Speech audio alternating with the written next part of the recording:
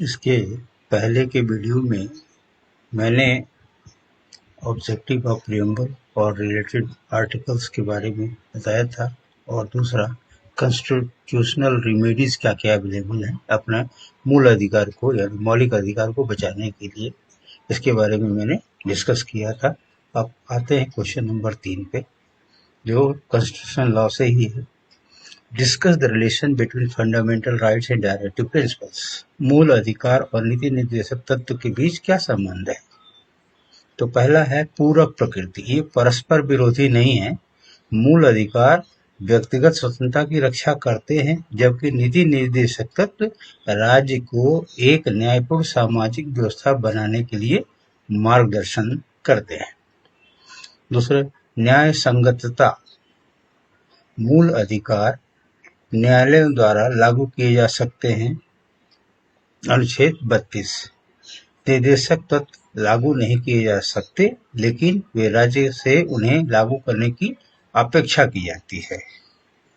यानी मूल अधिकार जो है वो न्यायालय लागू कर सकते हैं, अनुच्छेद 32 में इसका प्रावधान है, लेकिन निर्देशक तत्व लागू नहीं किए जा सकते, वे राज्य से उन्हें लागू करने की अपेक्षा की जा सकती है कि राज्य इसको लागू करेगा।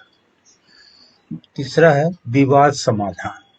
यदि प्रत्यक्ष विवाद उत्पन्न होता है तो आमतौर पर कौन सर्वोपरि होगा? आपका मूल अधिकार यानी फंडामेंटल राइट्स ही सर्वोपरि होते हैं। हालांकि न्यायपालिका ने मूल अधिकारों के दायरे की व्याख्या करने के लिए राज्य के नीति निर्देशक तत्व directive principle of state policy का उपयोग करते हुए सामंजस्यपूर्ण व्याख्या का दृष्टिकोण अपनाया है। अब आते हैं, चौथा है न्यायिक व्याख्या।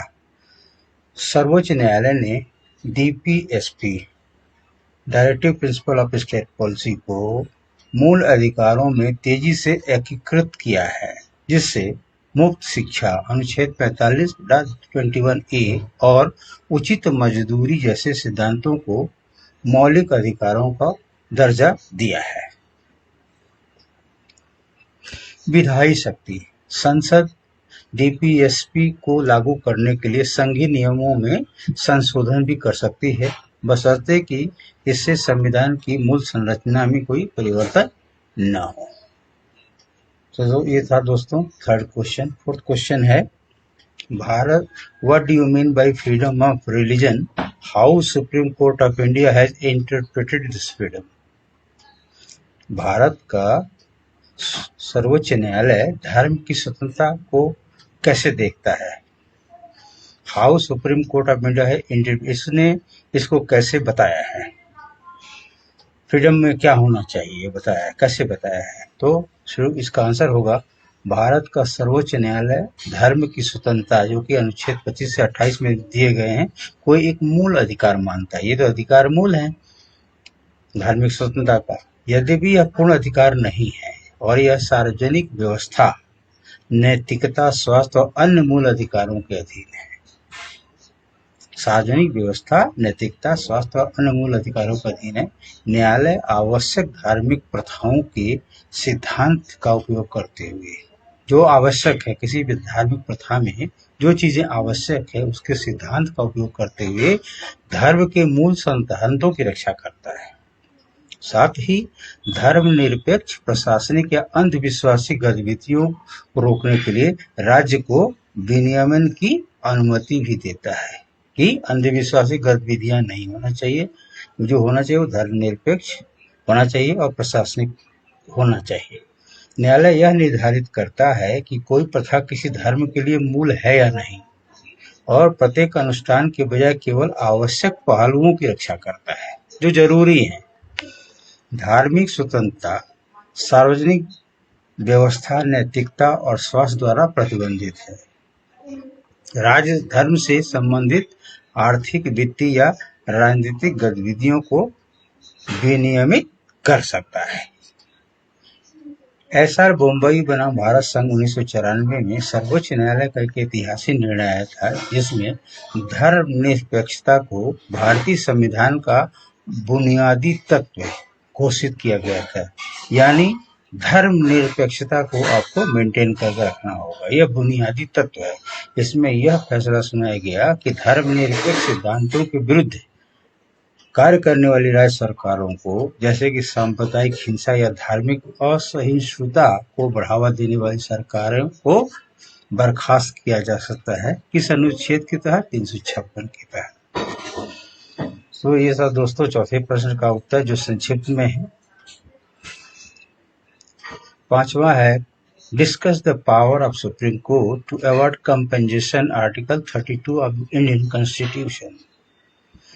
इसका उत्तर होना चाहिए सर्वोच्च न्यायालय को अनुच्छेद 32 के तहत मूल अधिकारों, विशेष रूप से अनुच्छेद 21 के उल्लंघन के लिए मौद्रिक मुआवजा, मॉनेटरी मुआवजा, पैसे का मामला है, मौद्रिक मुआवजा देने का अधिकार प्राप्त है। एक सुप्रीम कोर्ट अगर चाहे तो मौद्रिक मुआवजे की सिफारिश कर सकती है, जो एक सार्वजनिक कानून उपाय के रूप में कार्य करता है। ऐतिहासिक निर्णयों के माध्यम से विकसित यह क्षतिपूर्ति संबंधी न्यायशास्त्र उपचार के रूप में काम करता है। ये कैसे काम करता है? एक उपचार के रूप में कार्य करता है और पारंपरिक लंबी दीवानी अदालती क्षतिपूर्ति क्रियाओं को दरकिनार करते हुए, क्योंकि लंबी दीवानी जो अदालतें चलती हैं, दीवानी केस चलता है, उसमें फैसला आने में बहुत समय लगता है। तो क्षतिपूर्ति के लिए जो भी डैमेजेस के लिए जो भी दिया जाता है, फैसला होगा, वो बहुत समय लगाता है दीवानी मुकदमों में। इस प्रक्रिया को दरकिनार करते हुए राज्य को हिरासत में हिंसा या अवैध हिरासत के लिए पूरी तरह से उत्तरदायी ठहराता है। यानी अगर किसी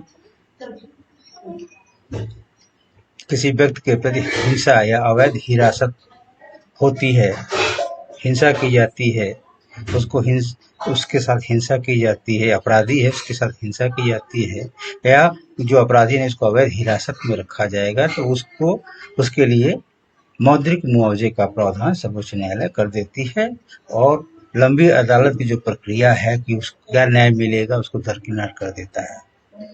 मुख्य रूप से जीवन और व्यक्तिगत स्वतंत्रता के अधिकार यानी अनुच्छेद 21 के उल्लंघन पर लागू होता है। सुप्रीम कोर्ट का भी फैसला लेती है कि मौद्रिक मुआवजा देना चाहिए जब अनुच्छेद 21 के तहत जीवन और व्यक्तिगत स्वतंत्रता के अधिकार का हनन होता है, उल्लंघन होता है, जिसमें अवैध हिरासत और हिरासत में मौतें शामिल हैं। अगर अवैध हिरासत है या हिरासत में मौत हो गई किसी अपराधी की, तो इस केस में ये सुप्रीम कोर्ट अपना फैसला लेता है, जिसमें मौद्रिक मुआवजा देने का वो प्रस्ताव अधिकार प्राप्त है उसको। हालांकि अनुच्छेद 32 स्पष्ट रूप से रिट, बंदी प्रत्यक्षीकरण, परमादेश जारी करने का अधिकार देता है कि इस संबंध में बंदी प्रत्यक्षीकरण या परमादेश जारी किया जाए, लेकिन सर्वोच्च न्यायालय ने उचित कार्रवाई की व्याख्या